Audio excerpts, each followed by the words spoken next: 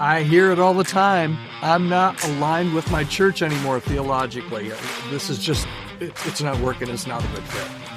We're going to talk about that today here on the Healthy Church Staff Podcast. My name is Todd Rhodes, co-founders over at chemistrystaffing.com. And thanks so much for joining us today. Maybe you're here because you're in this pickle, right? You find yourself in a church that you've got some, what you feel are really deep theological problems with, right? We're going to take a look at, there's probably enough here today to do 2 or 3 podcasts, but I'm going to try and cram it into one just because that's the kind of guy I am. But it's not uncommon. We, in our work at Chemistry Staffing, talk with tons of candidates every week, and it's not uncommon for a candidate to say, where I'm serving right now is just not a good fit theologically. And first of all, I'd love to start by helping you identify the disagreements. I think you need to really dive into, is this a real issue? Is this something that I really need to be concerned about? Is it a core issue theologically, or is it a secondary issue? Are we talking about virgin birth stuff here?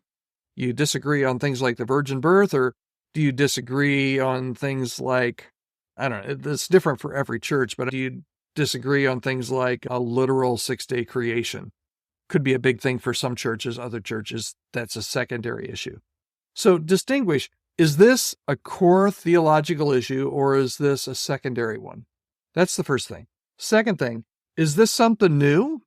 Did you know about this when you took the job? Are you surprised? Did this kind of come out of nowhere? Sometimes it does. It's new, and you determine that things are different than they used to be. But many times, and a lot of times, churches don't change. It's more us that change. And that's the third question, is who changed? Was it the church or was it me? And granted, we all change over time. I doubt that you probably believe exactly, maybe even about some core theologies, definitely about some secondary ones. You probably have changed your beliefs a tad bit over the last 20 years, and that's okay. But really, when I hear people say, this is not a fit, and I disagree with my church's theology and I need to get out, the first thing I ask them is, okay, so what exactly is the theological problem? Is it a core issue? Is it a secondary issue? When did this show up? Who changed? And that gives me some insight. And those are the questions, if you feel like you're in a pickle here, these are the questions I'd be asking if I were you. So now what? You decided that, hey, there are some differences in the way I believe and the way my churches believe. What do I do from here? Where do I go from here? A lot of it has to do with communication. And the truth is, not everybody lives and breathes theology like you do. For crying out loud, you're a pastor. Okay, so hopefully you do have interest in theology, but you know what? Most of the people on your lay people on your board, most of the people in your congregation do not have the interest in theology that you do. The question is, are you really making a big deal out of something that's only a big deal to you? Sometimes I'm surprised because when we onboard churches for our searches at Chemistry Staffing, I'm surprised at when we have them do a theological assessment. I'm surprised when the members of the board or even the search committee get together around a table and start unpacking theological questions. I'm surprised at how often they don't agree. And they're surprised that they don't agree because, you know what? They've never really thought about it.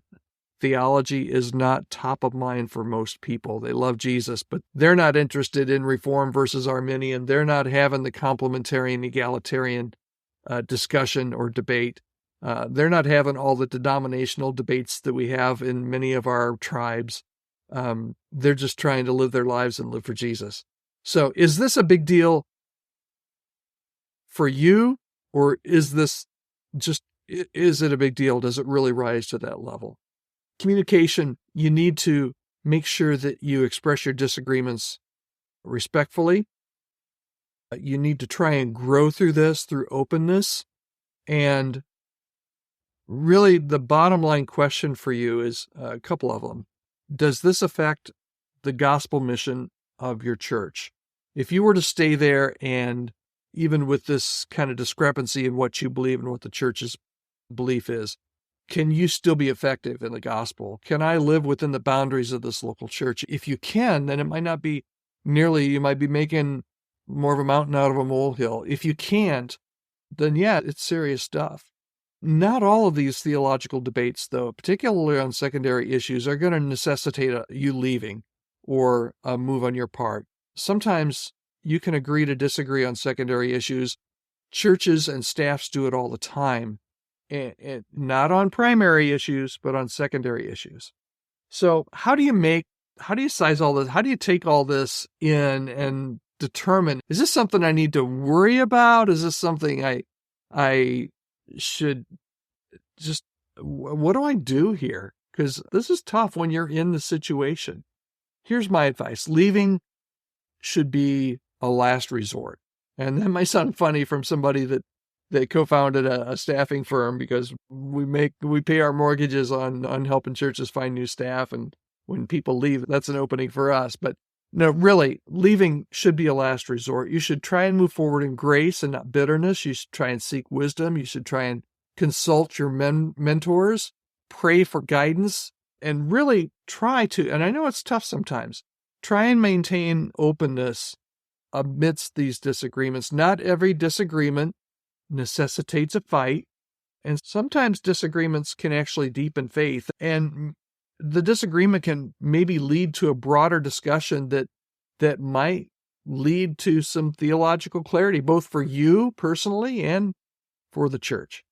So focusing on using disagreements to expand understanding rather than create divisions is always the way to go. And at the end of the day, once you've taken those steps and you've moved forward in grace and you've communicated and you've sought wisdom and you've consulted mentors and you've prayed, sometimes it is time to move on. Sometimes you find that, no, I'm in a place where this church is just a lot different than what I am. And I don't think it's going to work long term. And that's fine. That's fine. Then you can go and learn from what you've just experienced and make sure you find a church that fits you maybe a little bit better theologically for the next tenure of ministry. I hope this has been helpful. My word to you is, don't make any rash decisions. If you're a theological purist, this is going to be an issue for you. Chances are not only at the church you're at, but at the next church. If everything has to line up and there's no wiggle room at all on secondary issues, this is going to be something that might plague you for your ministry.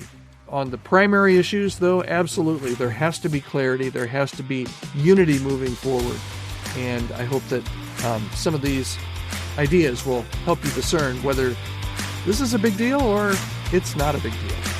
Not everything's a big deal, guys. Okay? I hope this has been helpful. Let me know your thoughts on this. I can anticipate already some of the feedback and comments I'm going to get, but I would love to hear from you. It's podcast@chemistrystaffing.com. And if you have any topics that you would like for me to discuss here that relate to church staff, I would love to do it. Just leave me an email at podcast@chemistrystaffing.com. We'll be back here tomorrow.